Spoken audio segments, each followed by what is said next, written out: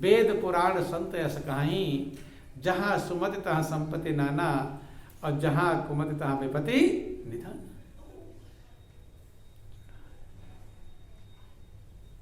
बंधु ध्यान देना। और सुमति चढ़ाते हैं संत। कौन चढ़ाते हैं? सुमति।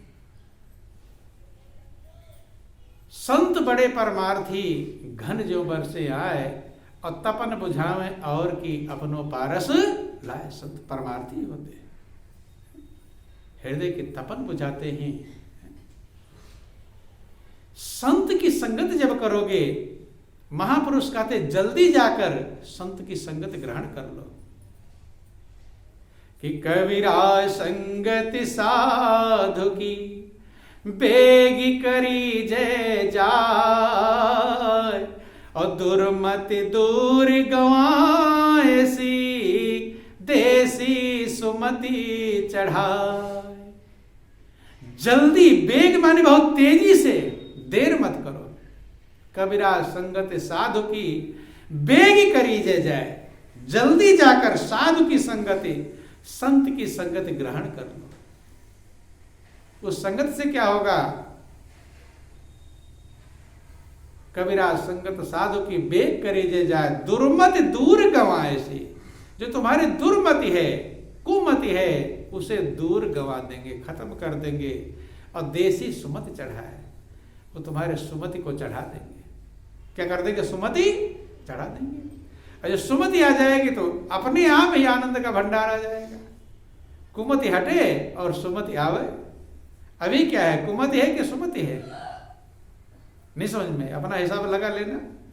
पूछेंगे तो फिर झंझट हो जाएगी, कहने में भी झंझट आती है ना। कुमति कौन कहे? सब सोचते मेरे अंदर सुमति है, सुमति है। बेचैन भी रहेंगे तो भी सोचेंगे क्या है? फार्मूले को समझो। अगर बेचैन परेशान है तो समझ लेना क्या है? क्या है? कुमति की सुमति? कुमति है, तभी तो सही करोगे। और तुम सोचोगे सुमति है तो सही करने की जरूरत ही नहीं। जब बेचैन परेशान है तो समझ लेना कुमति है।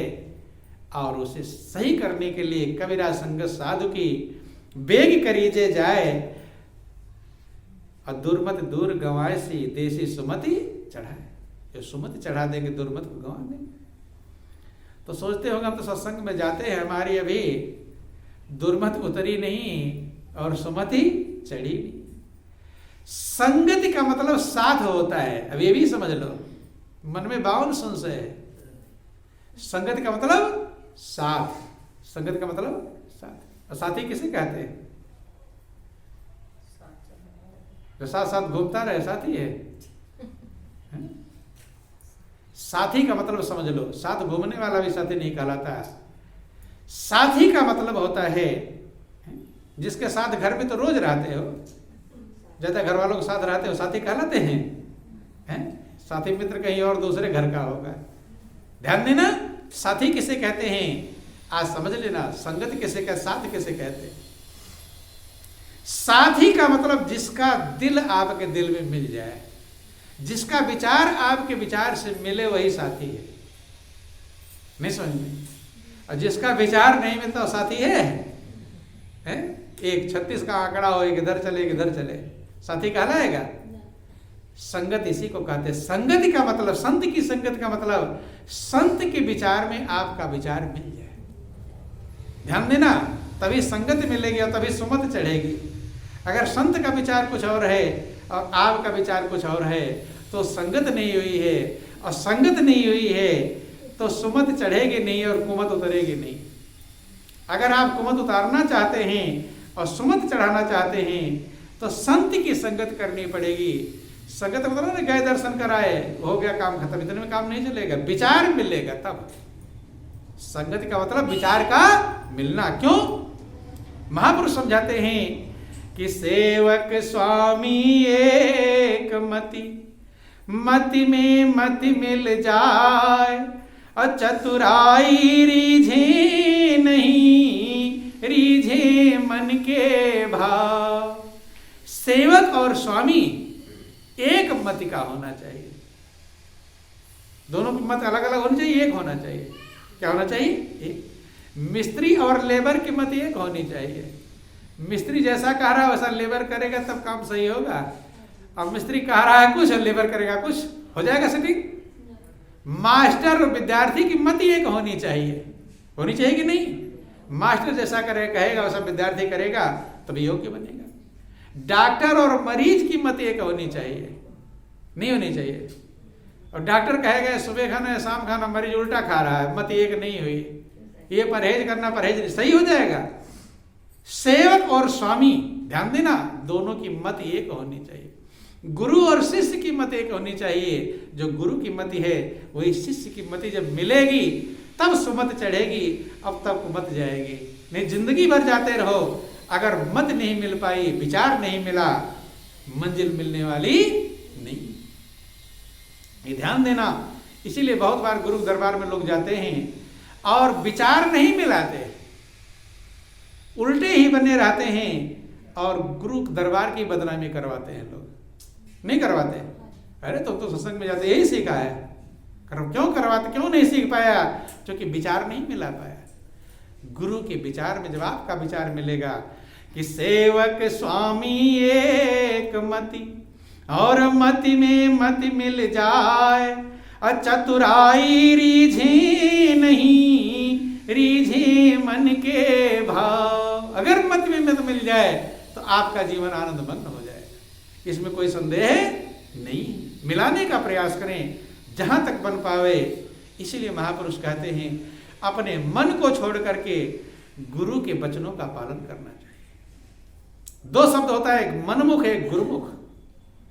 मनमुख तो हम जन्म जन्मांतर से थे, एक जन्म में गुरुमुख बन जाए और इस जन्म में भी मनमुख रहेंगे तो मन कहां कहां पहुंचाएगा इसका कोई ठिकाना नहीं। कि मन मतंग माने नहीं जब तक खता न खाए। मन ये नहीं मानता, खता ठोकर खाता रहता है, यहां ले जाएगा वहां ठोकर खिलाएगा, वहां ले जाएगा ठोकर खिलाता ही रहेगा। इसलिए महापुरुष कहते हैं कि गुरुमुख अपनी मंजिल पाते हैं और मनमुख मंजिल पाते नहीं। मनमुख यूं ही भटकते रहते हैं।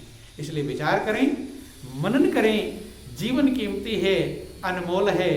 अगर जिंदगी का आनंद मग्न करना चाहते हैं, शांति और सुकून को पाना चाहते हैं, तो सही रास्ते पर चलकर ही आपको मंजिल मिलेगी। उल्टे सीधे रास्ते चलने से मंजिल कभी ना आपको किसी को मिली है और ना ही मिलेगी। जीवन बहुत कीमती है। सही रास्ते का सही कमाई थोड़ा भी कीमती है और उल्टे कर्म से कमाया हुआ ज्यादा भी बेकार है। वो कहीं ना कहीं नुकसान कर दे, कहीं डॉक्टर ले जाएगा, कहीं लुट जाएगा, कहीं कुछ हो जाएगा। तो ध्यान देना, सत्य का रास्ता थोड़ा भी कीमती है और झूठ का रास्ता ज्यादा भी बेचैनी और अशांति प्रदान करेगा। इसलिए समझें, विचार करें, मनन करें। जीवन अनमोल है। क्यों नहीं समझ पाते हैं? क्योंकि प्रभु ने जो हमें दिया है उसकी हम कीमत नहीं समझ पाते।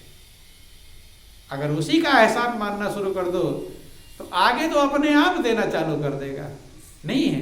लेकिन जो दिया है उसका एहसान मानता नहीं और आगे के लिए लालयित रहता है। भगवान सोचेगा जब इतने का एहसान नहीं माना तो आगे का एहसान मान लेगा, कभी मानने वाला नहीं। तो जीवन कीमती है।